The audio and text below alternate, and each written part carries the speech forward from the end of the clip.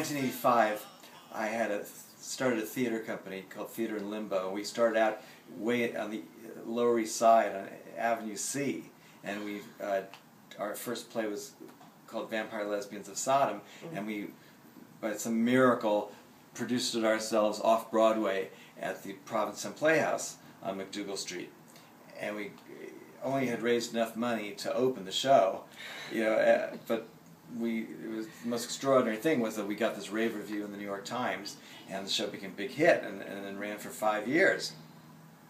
Well, after about a year or so, we were getting a little bored, doing this, 8 shows a week of Vampire Lesbians of Sodom, so we decided to do another show, go back to the Limbo Lounge, the strange after-hours bar, art gallery space in the East Village, and do this play, to do another show. So I quickly wrote a piece for us called Get Ya Go Psychotic. You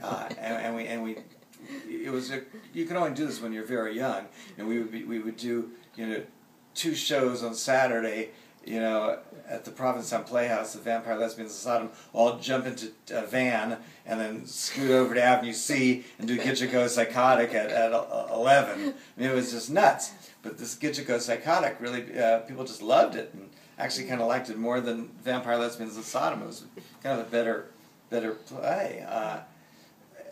Right away, we had commercial fever, and we thought, well, let's transfer this one also. So that was much easier to raise the money because we already had a hit. So I don't know who thought of the idea, but I guess it was probably Ken Elliott, who was our producer and director, and he got a hold of the Players Theater. And it was really kind of a fantastic coup, because that gave us two shows on McDougal Street, just down the street from each other. Yeah. It was kind of a wild, exciting thing. And so we, all of us had, left Vampire Lesbians of Sodom, and we replaced everybody with a new cast, and then we moved down the street to the Players Theater.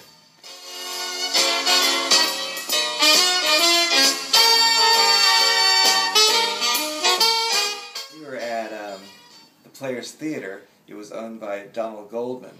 Yes. And I didn't get to know him too well because he was a very intimidating old man, and I guess he died fairly recently, but he seemed very old in 1987, and I have to tell you, and he had big, thick, goggle glasses, so he was kind of almost blind, and he was just a very nasty, grumpy old man. But what was kind of amusing was that in our cast, several of the characters were played by guys in drag, including myself. And one of them was this wonderful actor, Michael Belanger, who played Marvel Ann, who was the very glamorous, bitchy beach girl.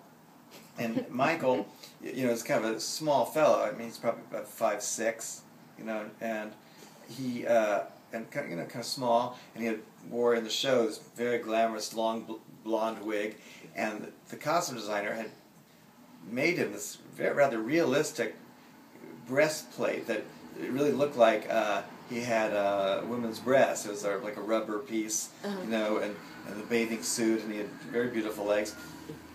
Well, it seemed that Mr. Goldman, we think in his kind of blindness, thought that Michael Belanger as Marvel Ann was a real girl, and so he was very nice and flirty with Marvel Ann, but then very nasty to Michael.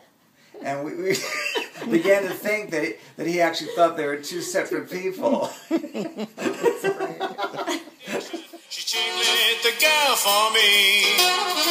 She's cute and she's normal and very informal. I mean, there are very distinct advantages and pleasures about producing and in particular performing off-Broadway. The small venue, there's just something very kind of magical about being in an intimate space where the audience, the last row, isn't that far from you. And there's something wonderful just about the experience of for an audience to go seeing an off-Broadway show in one of the Players Theaters almost the only one left, really, in a certain sense. You know, the kind of slightly raffish little theater and being able to go to a cute restaurant before or after the show and seeing a intimate performance. It's wonderful. I grew up in New York City, and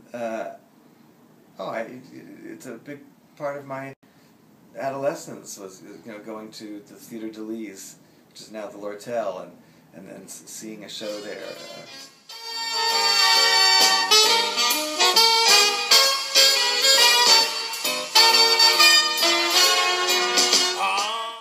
I have to say, though, when I walk down MacDougal Street today, it doesn't seem terribly much different from 1985, 87, when I ruled MacDougal Street.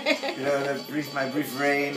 Really, most of the stores are still there, and the cafes, and it's rather actually, I think it's rather remarkable that MacDougal Street has not changed. She's jiggling the girl for. She's jiggling the